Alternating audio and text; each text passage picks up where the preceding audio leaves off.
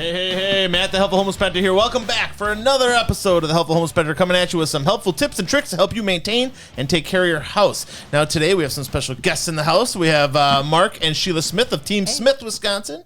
Welcome, you guys. Thank you for having us. Thanks for having us. Beautiful day today, wasn't it? Oh my God. Like gorgeous. I'll take 100 more of these in a row. Now, we're going to get into our main topic here today, which is selling and listing process, which is selling and listing your home is an important time. You know, I mean, you're looking to maximize your dollar as a home seller, and it's something that if you screw something up, you can cause yourself some problems and stuff. So having somebody to help lead you down that path is important, and we're going to kind of go through that whole process from the beginning, kind of the end, and make some suggestions. We'll have some side talk about everything and go from there.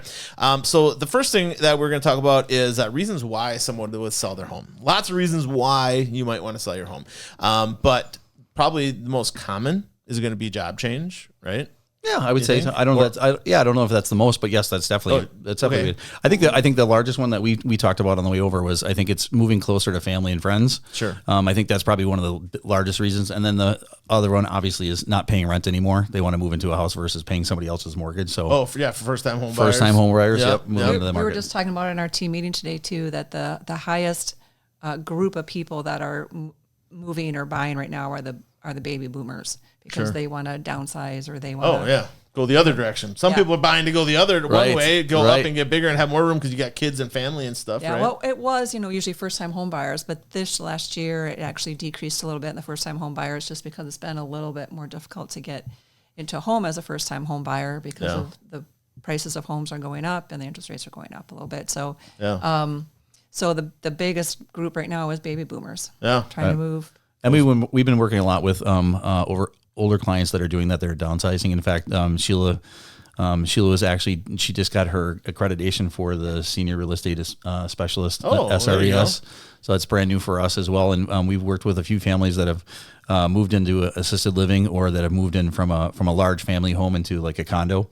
I think that's something that's one of the things that we've been kind of specializing in and trying to make sure. Now, what is that when you go through that training or whatever? What are you focusing on? What is the difference? Well, they teach you about the different types of people that you're going to be dealing with and what their needs and wants are going to be, and how to deal with, people who want to, change, kind of get rid of their family home, and how to help them through that process. Yeah, and it's not easy. Yeah, they're moving from a place they lived in for 40 years. Right, I was just going to say. And there's kids of theirs, adult kids of theirs involved in the process and stuff. Yeah, there is. Yeah, so more people involved in the decision making. You have, like you said, 44 or 50 years worth of stuff.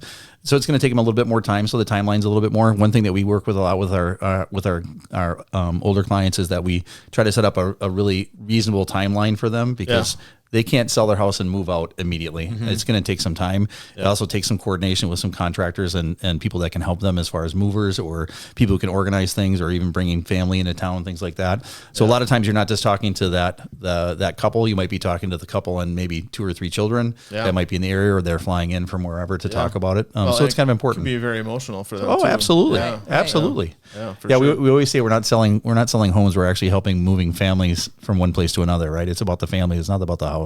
Yeah, we're helping people, and we're helping them be happy. We want them to be happy in their next place that they're going to. Right. Right. Well, and while a lot of people these days, we talked about in other shows, they're not moving because of certain reasons or whatever, there's many more reasons probably to move at this time than there are not to move. But job relocation, like you said, to get back to your point, to piggyback on that, job relocation is a big deal. The one thing that we find a lot of times is that timetable is a little shorter, and sometimes they have to move before the house can be sold. Sure. So sometimes you're working basically virtually with them, just because you're there with the home, taking care of that, making sure that process is going well, and they've got to be able to trust you that you can do that for them. Yeah, and then you got 2 transactions. Lots of times you're telling them their current home or whatever, and they're moving to their other home, and so that's a lot of shuffling around. Now, as far as selling your home, there are a couple of impacts. Not only having to move and pack up and all that kind of stuff, but usually you find out how much junk you've gathered over the years, right? So you got to employ the junkyard dogs or whatever to come and get rid of some of that stuff. Yeah. You got to have the family rummage sale to thin the herd a little bit. One of the biggest things that is an impact is financially. Right. And so when you go to sell your house, there's going to be, with all likelihood, if you've been there for 5 years, 10 years, any longer than that, for sure, you're going to have a positive side on, you're going to be making some money on the sale of your home. And, Right. And managing that between not only your personal finances, but putting how much towards your new home and all that kind of stuff all plays a role in that. And when it comes to those costs, how do you transfer the profits that you're making on one house to the other house if you haven't Figured out the math. figured out the math, or you don't know for sure what it's going to be? Right, I mean, how do you talk people through that? Yes.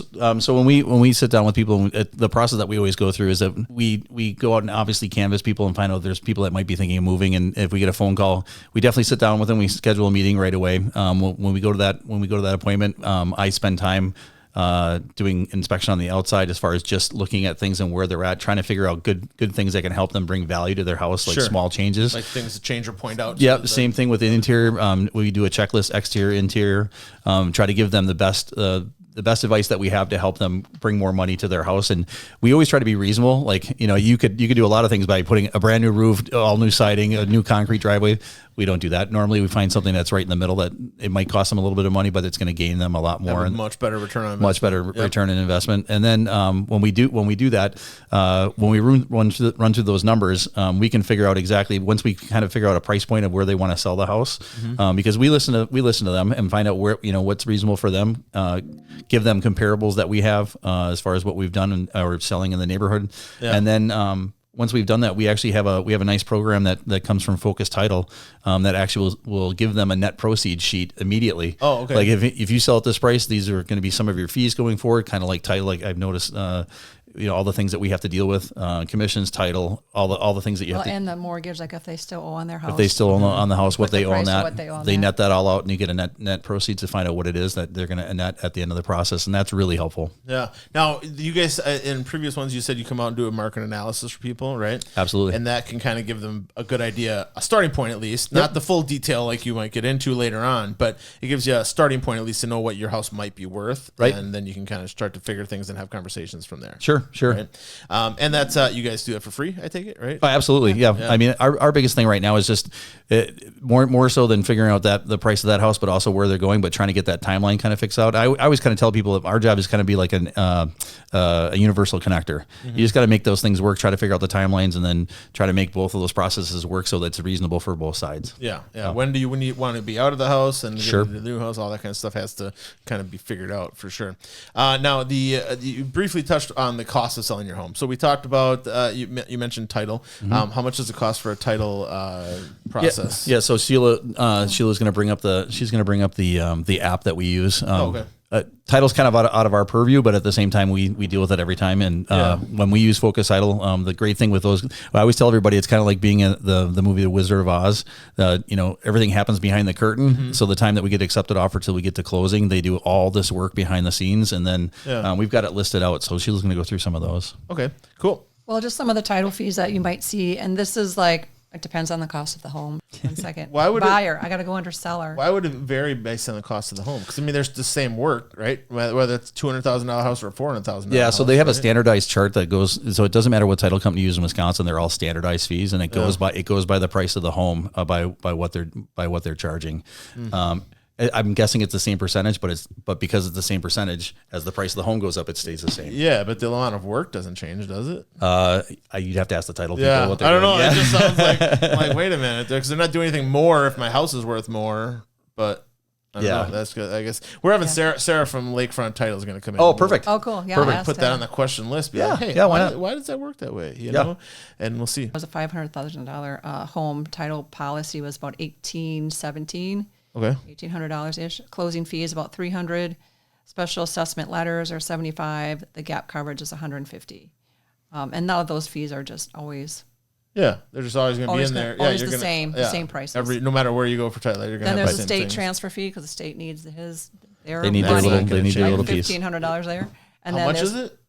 $1,500 to transfer it for the state. Wow, Yeah, it's more expensive than I thought it was going to yeah, be. they get Yeah. their share. They get their chunk. Yeah. And then like the commissions for the agents. realtors, for the agents, Yeah, buyers and the listing side. And that's going to vary based on what the contract has and stuff like that. Generally, it's 6%, but there's some that are doing for less. And then And two, you'll that have kind to of pay stuff. like your prorated taxes too.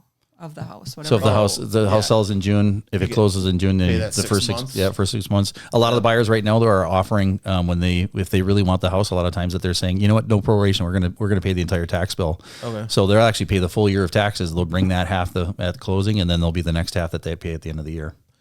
Oh, so they have to have if they're going to agree to do that, they have to have those tax dollars at closing. Correct. Okay, They'll bring otherwise the bank's going to have an issue probably, right? Yeah. So all said and done, probably it sounds like about almost $4,000, $5,000 for title fees and stuff. Yeah. Title and fees. Roughly, I mean, I think it's going to vary depending on the. I mean, not including the real estate agents. Right, depending on the price of the house and depending on the what taxes. Yeah, depending on the taxes, what they're doing, because some of the tax, if you look at some of the Milwaukee County taxes versus Waukesha County, there's a pretty big difference there. Sure. Yeah. Yeah. Well, or if you're out in Timbuktu, you're not going to have as much taxes either. So Right. for sure. Now, as far as costs, so I mean, do you guys have your people hire professional cleaners, or you just have them clean their house, or how do you do that? I guess it depends. It Depends depends. what they want to do. I mean, Yeah. if they are willing to clean themselves, then that's fine. A lot of people will hire people to clean because you really want to get top dollar for your house. You want it to be like spick and span. Yeah, as clean as it can possibly And, be. Right. Repaint it if you can in any areas that don't look. And we ask, Great, so- we ask our sellers, like, what are you willing to do, or what do you need to do, and they'll kind of give you a gauge of where they're at. The same thing with buyers when we talk about new houses that we're looking at. We're like, are you willing to do I don't know what your mechanical ability is. Do you have any experience doing this, and this? Would you be willing to do a fixer upper, or would you just be willing to paint, or would you like to say, I don't want to do anything, I just want to move in? Yeah. Okay, then we're going to be looking at brand new construction or something. Because you're not going to want pink bedrooms and blue bedrooms. Right, You're going to want right. just neutral tones. So it But I'll depends. tell you that even the houses that we see that maybe the cabinets are painted, they're not new, but they're painted, Yeah. and the flooring looks nice, and everything's clean and freshly painted. Those houses are the ones that have multiple offers and go well over asking price. So. Yeah, you'll get more money for it if it's clean and updated a little bit. It doesn't mean you have to replace all your carpeting or do get crazy like you talked about, but you still got to take the little effort to snazz it up a little bit. And it'd be like if you're going to go sell your car, you're not going to sell it with bird poop on it and bugs all over the windshield, exactly. right? You're going to wash the thing up and you're going to make it shine a little bit, and that's going to get you those extra couple of bucks. You know what? out The of one it. thing that we are actually doing on a listing that's coming up next month is we are asking them to take the carpeting out because we know there's hardwood under that carpeting. Oh, sure. So Yeah, we've done that on a few listings. And I know one of them that we had that had green shag carpeting in 5 rooms, and I actually helped out.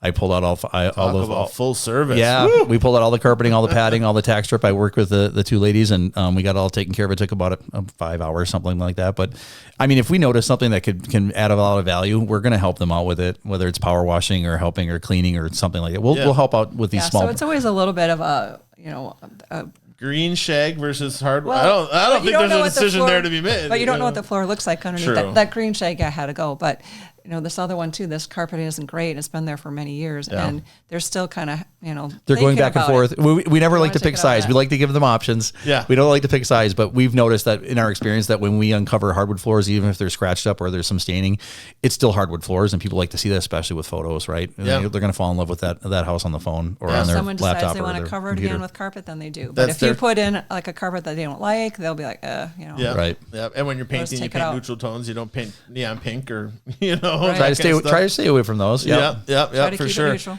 And when your realtor's giving you suggestions when you're looking to sell your house, okay, this is what they do day in and day out, and they're going to give you suggestions to maximize your dollar, not only for you, but they're working on percentage basis as well, so it's for them. So everybody's got the same interest in mind, and is maximizing the value of your home, know. And so they're not there to spend your money or anything like that. They're just giving suggestions that are going to help you make money. Yeah, and I think the biggest thing for us is just to be reasonable, right? Like, does this make sense for you? And asking them flat out, like, if you can spend $40 here and it gets you $500, does that make sense? If you're spending $1,000 and it only gives you $1,000 back, okay, is it worth it? You don't know. I mean, it depends on the certain item, And right? the impression of some of these updates can be Right. much greater value than you imagine. It's amazing that how much time I spend with a lot of the owners when we talk about curb appeal, we talk about the mailbox, we talk about the light post, we talk about the front door, we talk about the threshold, we talk about all those things that people come to the front door.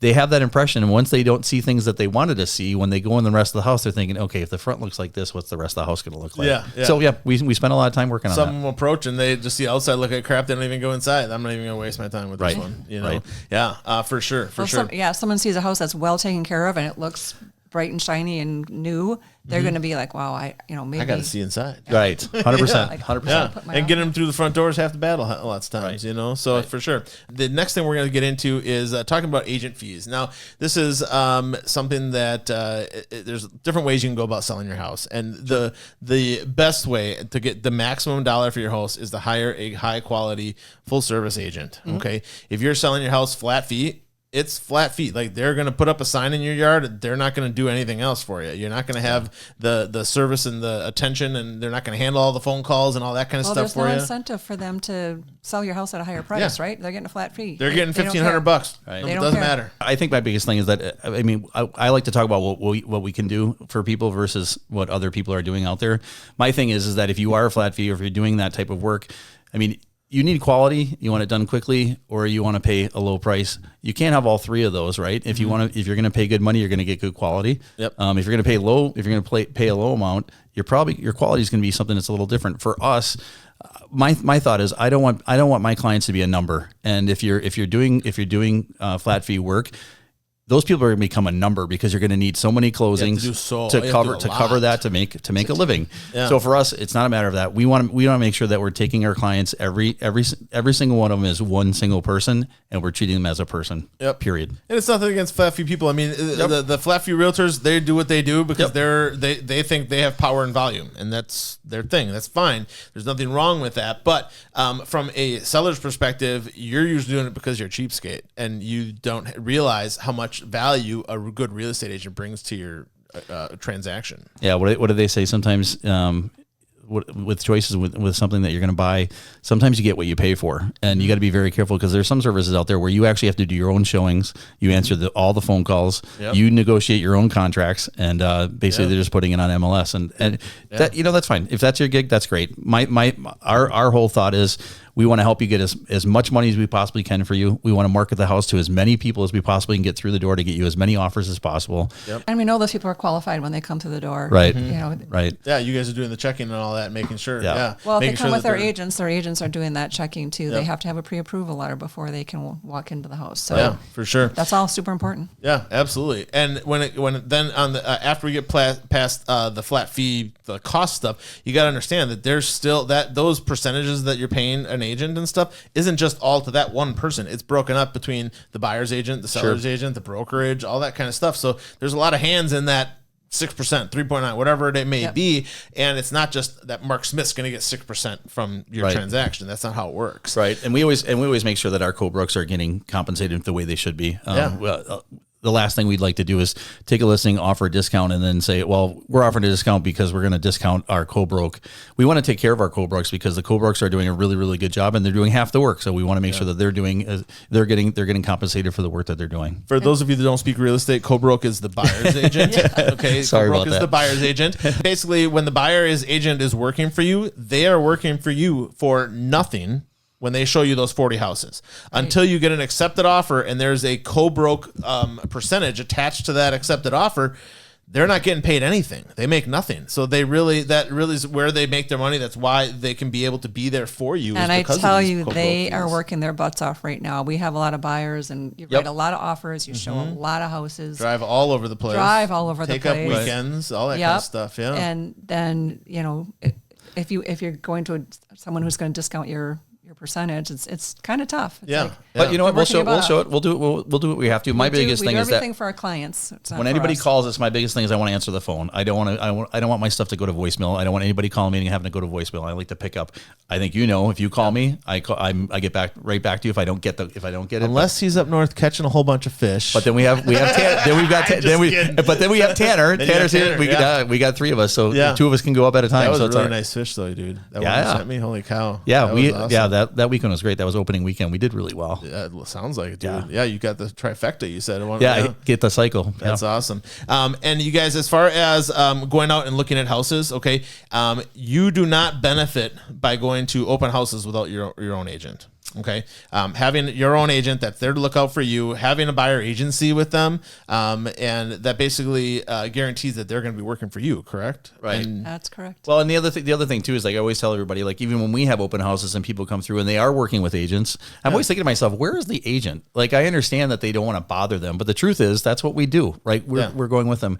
And I'm not a home inspector, but I know that I've been through a lot of houses. And so when I go through, and I'm always looking for things that might be an issue. I'm looking for foundation issues. I'm looking for roof issues. I'm looking for any types of past leakage or whatever it might be. I'm looking at the mechanicals, like, where are they at in the scale, on a scale of 1 to 10, where are they at? Yeah. We actually play a game with our buyers that, when we finish up a showing or doing a private showing, we'll bring them out to the curb, and I'll tell them, I'm like, on a scale of 1 to 10, I'm going to count to 3. I want you guys to both, it could be 2 people, if it's 2 people, or a whole family. And I'll say, I'm going to count to 3 and I want you to give a rating of 1 to 10. And it's amazing that I go 1, 2, 3. And they, all of a sudden they've got like numbers that are completely different from one another. And then we kind of discuss what made that a 4 for you, and what made that an 8 for you, or a 9 or a 10 for you. Big difference. Yeah. So it's a lot of fun. We have a lot of fun with our buyers. It's a good time. Well, and an educated realtor is going to, help you work through that process, because if you go downstairs and you see a whole bunch of foundation issues,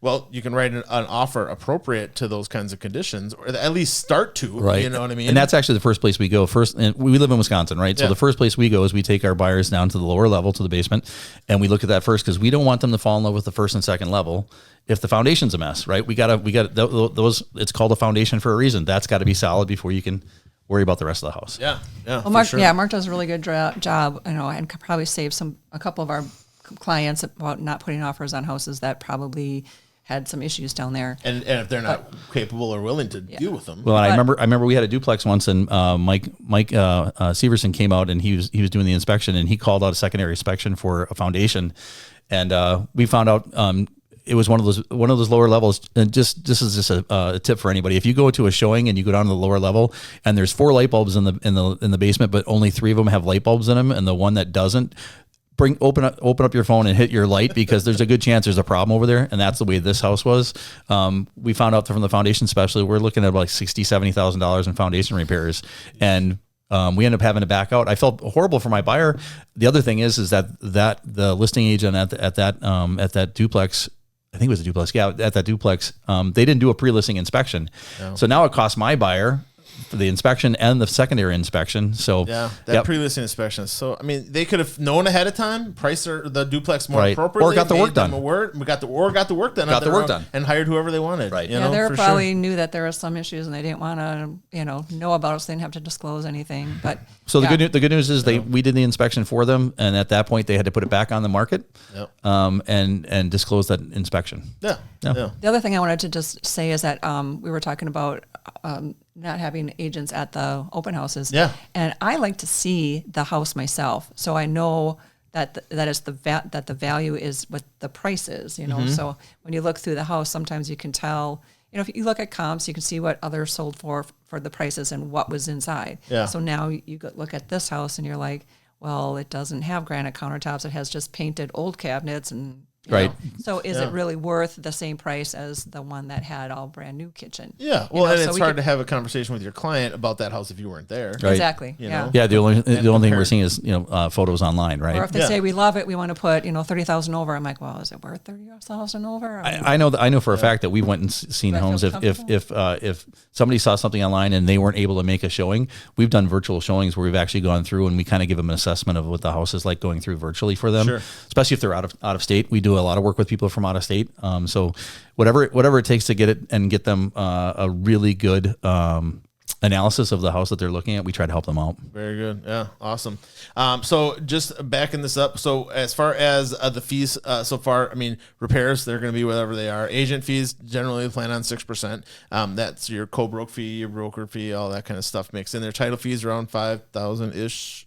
Somewhere depending on there. Depending on that. Gives you a ballpark. The next one we have is well and septic inspections, $600-$700, right? And that's really only if you have a rural home. Probably more of 1,000. For because you're gonna do septic. Yeah, you're gonna do septic, and then the other one would be well and water tests. altogether, probably about $900 to $1,000 altogether. All right. There are some companies that do them. One company can do all of those. Yep. We out by us at Guthrie and Fry. We recommend them only because they're in our area. I mean, they're right in Wales. So we work that whole entire 83 corridor. And then for septic, depending on a lot of times we try to use the same company that's been servicing the septic, just because they've got a record, and they can tell you whether there's been any issues, and they can also tell you if there's any service that's been done, like if they had to replace baffles or laterals and stuff like that. Yeah.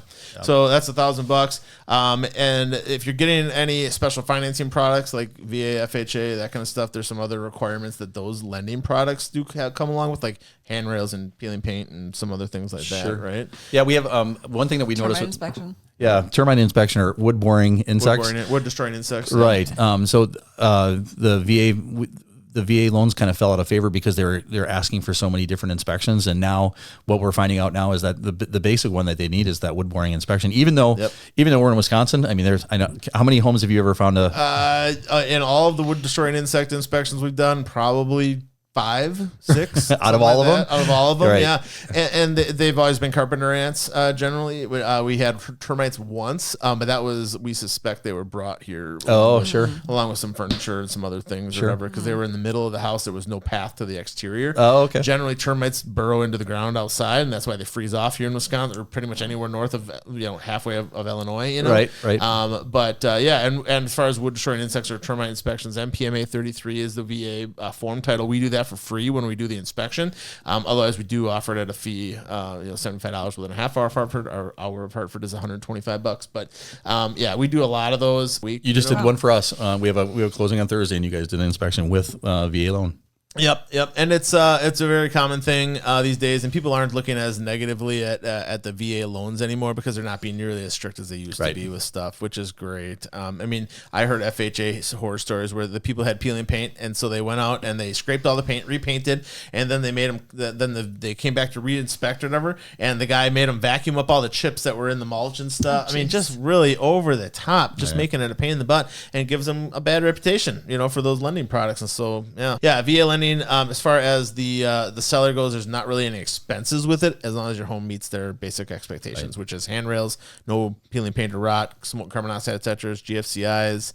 I think that's about it that the VA really gets goofy on. And then the termite inspection is a separate item on there. Miscellaneous expenses that go along with selling your home. I mean, they don't have to pay for the sign in the front yard, right? Nope. Yeah, no, we take care of that. We take care of the photography. So with us, we do a little old school and new school. So we do all the regular MLS stuff. We do the yard sign. We do 3 directional signs with every listing that actually has the address on it. So it just doesn't. Pays for the balloons. I do. So the funny story is that I was driving down 83 and I saw Matt's truck, and he texted me right away, and he's like, I just saw the balloons. That's a nice touch. I'm like, yeah, we do that with everything. I know it's kind of a calling card thing, and it's a lot of extra work for us. But the honest thing is, I want to bring as much attention to those signs to get people to come to that house and take a look. Yeah. Right. Yeah. Half the battle, get them to the front door. Right. So we can get a lot of organic traffic using directional signs. We do social media, so we do Facebook, we do LinkedIn, we do Instagram, and then we got brochures and things like that we set up with our listings, and we try to drive as much traffic as we possibly can. Thanks again for coming in, you guys. Absolutely. If you guys are looking for an agent to help sell your home, or you're looking to buy a home, Mark and Sheila Smith, Team Smith or Tanner Smith, Team Smith, Wisconsin. There we go. There you go. Yeah, 262-271-6971, or go to www.teamsmithwisconsin.com. And it's never too early. Like I always tell everybody, the more time that we have, the better it is, because we can come up with a good, solid plan for you guys. Yeah. One of the things that we're going to talk about next time we have you guys on is how do I decide when I need to start this process? You know? And so hit them up if you're interested in selling your house in a month, in 6 months, next year, whatever. Let's get a head start on that process, and they'll help you be prepared. But hit up Team Smith. Look them up their website. Thank you so much. Yeah, that's awesome. Thank you. Thanks for having us. Yeah, absolutely. Hey, thanks for tuning in today, you guys. If you like this video, please give us a thumbs up. If you want to know when we put out the next one, give me a bell notification. It's a little bell on the bottom right-hand side. And subscribe. You want to know when I'm coming out with new stuff or whatever. You want to be able to check us out and be alerted to new video content coming your way. Subscribe button's really the way to go. Thanks again for tuning in, you guys. Remember, the better you take care of your house, better it's going to take care of you. Have a good one.